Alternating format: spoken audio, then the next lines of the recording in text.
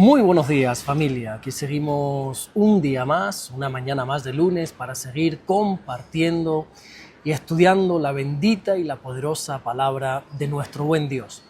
Como pueden estar fijándose, hoy no estoy en la oficina grabando como siempre en la iglesia. De hecho, no estoy ni en casa, estoy ahora mismo fuera porque ayer domingo tuvimos el placer, tuvimos el privilegio de estar en la iglesia de Madrid visitando a nuestros hermanos de la iglesia de Madrid, donde fue un tiempo precioso, un tiempo donde estuvimos el fin de semana compartiendo. Tuvimos un culto muy hermoso, muy especial, donde incluso algunas personas en el culto de ayer domingo recibieron al Señor Jesucristo en sus vidas, en sus corazones. Así que desde aquí, desde este aeropuerto de Barajas, Adolfo Suárez, aquí en Madrid, me dispongo a compartirles la palabra del Señor. Si hay algún ruido que les impida escuchar correctamente, les pido disculpas de antemano. También decirles antes de empezar a compartir el mensaje que estoy inmensamente agradecido con las decenas y con las de centenas de mensajes recibidos el día viernes por el devocional número 1000. Al parecer le gustó a la gente estaba muy contenta, muy ilusionada al igual que yo, y vuelvo y repito, recibí cientos de mensajes y de verdad que se los agradezco en el corazón. Vamos a compartir la palabra de esta mañana en el devocional 1001, que se encuentra en el Evangelio de Mateo, en el capítulo 22 y en el versículo 15, que así nos dice la palabra del Señor.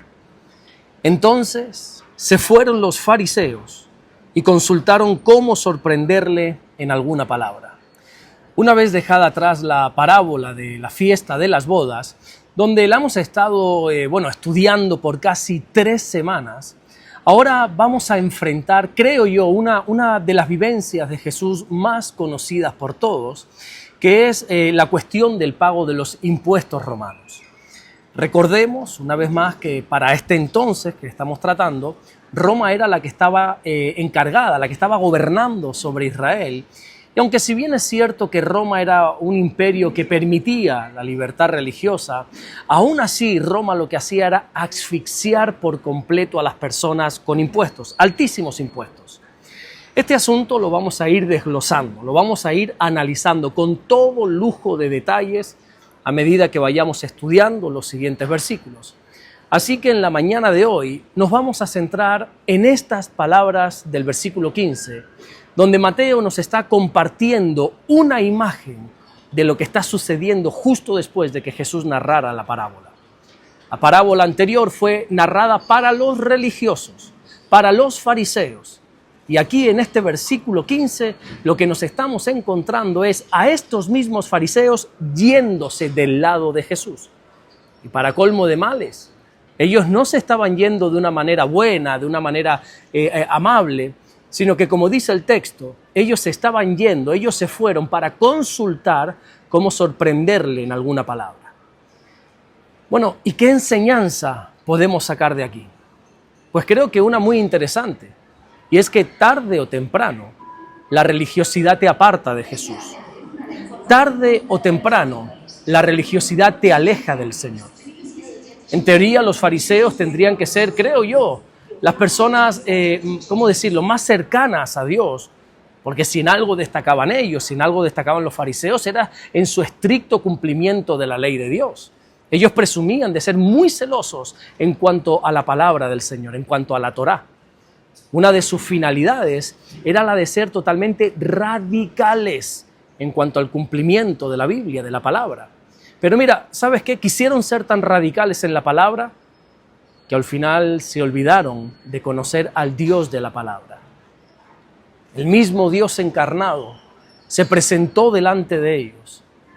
Y no solamente no lo reconocieron, sino que, como dice la Biblia en el precioso Evangelio de Juan, en el capítulo 1 y en el versículo 11, tampoco lo recibieron.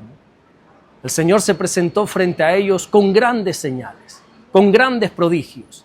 Pero aún así, con todo eso, la religiosidad les impidió conocer al Señor. La religiosidad hace que las personas se enfoquen en las cosas externas, como pudieran ser, los ritos, las costumbres, pero sobre todas las cosas en vivir de apariencias. Pero desgraciadamente no cuidan lo más importante, que es una transformación interior. la religiosidad es sinónimo de hipocresía espiritual, porque en casi todos los casos la religiosidad aparenta tener una fe que no existe realmente. El religioso suele ser una persona legalista. Legalista significa alguien que cumple las normas establecidas, alguien que también exige a los demás que cumplan con todas esas normas establecidas, mas sin embargo es una persona que no experimenta una verdadera comunión con el Señor. Seguramente todos conocemos gente así en nuestro entorno, en nuestras iglesias, ¿verdad? Gente que quizás se pasa su vida criticando, gente que pasa la vida juzgando a los demás porque no hacen ciertas cosas que dice la palabra de Dios que hay que hacer.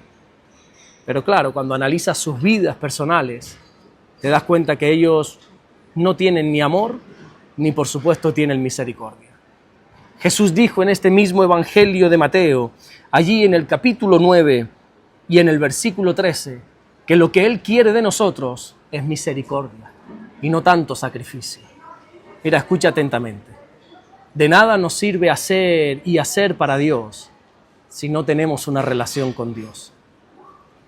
Con esto que estoy hablando, no quiero decir ni muchísimo menos que no haya que cumplir las normas, las cosas que Dios nos está diciendo en su palabra. Mira, decir eso sería un absoluto disparate, ¿verdad?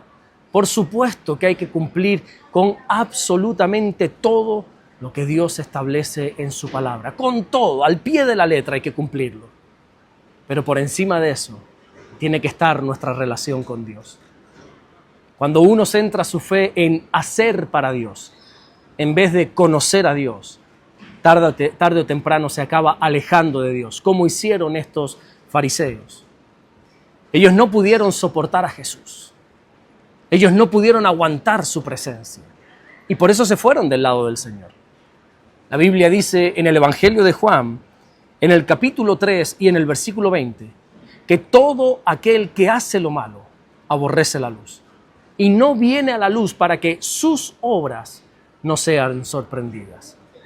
En otras palabras, estos religiosos se marcharon del lado del Señor porque el Señor estaba reprendiendo sus obras.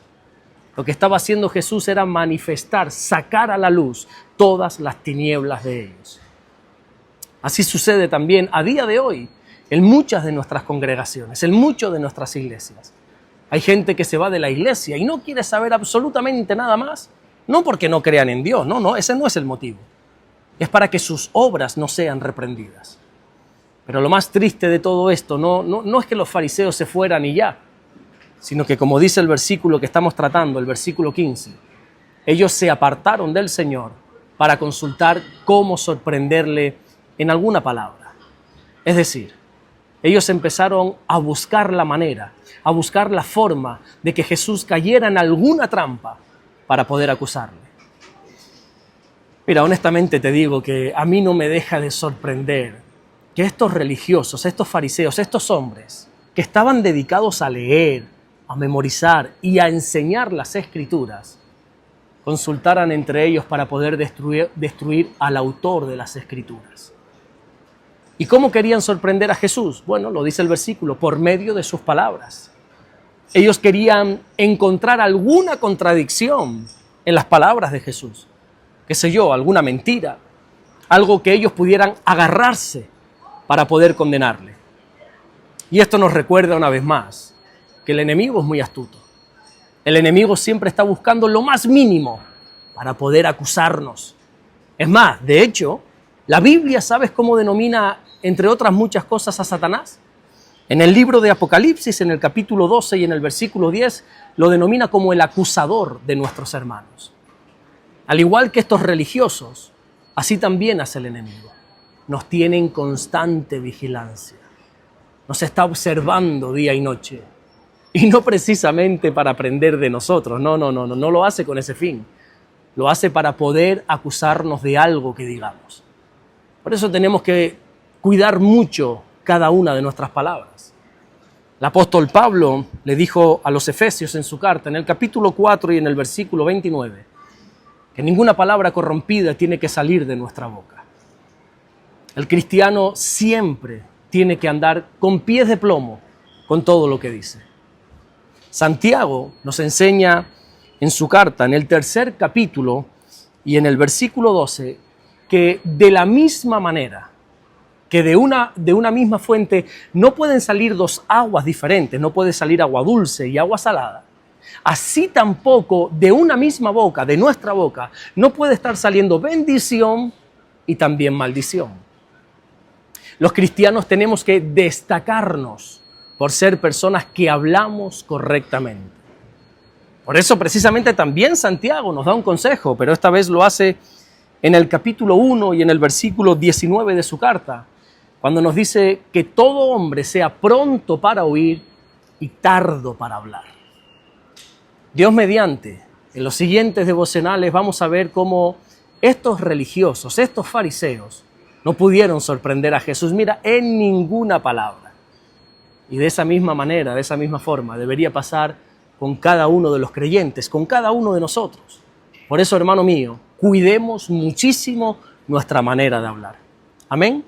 Curiosamente, ahora estoy aquí en el aeropuerto y públicamente estoy compartiendo el mejor mensaje que existe en el universo y te podrás imaginar las caras de algunos que pasan por aquí detrás. Me están mirando con una cara. Ahora bien, vengo de estar aquí en la cola del aeropuerto y aquí la gente hablaba disparates, groserías, y ahí nadie dice nada. Basta que me ponga a hablar del Señor, basta que me ponga a compartir la palabra del Señor, el mensaje, el Evangelio, y enseguida nos empiezan a mirar, enseguida nos empiezan a observar, porque así nos tienen a todos observados. Pablo dice que somos como cartas leídas en medio de este mundo. Cuida tu manera de hablar. Amén. Vamos a orar y vamos a darle gracias al Señor. Señor, te damos las gracias porque tú eres bueno. Gracias, mi Dios, por el fin de semana que nos has hecho pasar, mi Dios, por los cultos, por tu presencia, por cada mensaje que has traído a la iglesia. Oramos en el nombre de Jesucristo que puedas bendecirnos hoy y toda la semana que tú pones por delante. Que podamos ver tu gloria, podamos ver tu mano en todo lo que hagamos. Gracias, mi Dios, te damos por lo que estás haciendo y por lo que vas a hacer. En el nombre bendito de Jesús. Amén y amén.